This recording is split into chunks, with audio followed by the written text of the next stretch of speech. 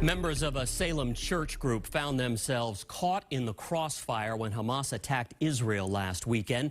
And those church members spent most of the week struggling to find their way back to Massachusetts.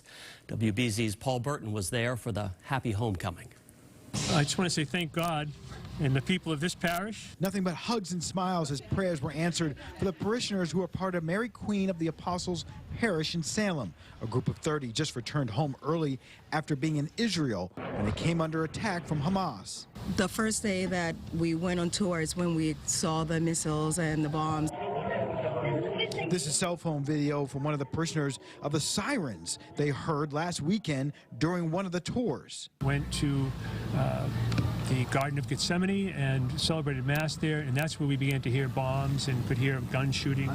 And we feel very fortunate, very blessed that we came home, but we know that we left behind a lot of people who are suffering and a lot of people who are in the midst of that violence right now. The trip was originally supposed to be a 9-day spiritual pilgrimage in Israel, but the day they arrived, the bombs started going off. Of course, we ran into an extraordinary amount of violence and in a dangerous situation. The group was 50 miles from Gaza when they told to evacuate north towards Nazareth. To hear that, the roar of that, and to then look up in the sky and see what were probably the tailings of bombs or whatever is very, very frightening.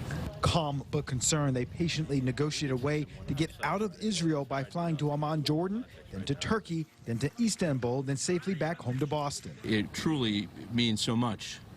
To see, our prayers come true, the outpouring of love and support we received was just phenomenal. We really came together as one family, as one community, and it was remarkable.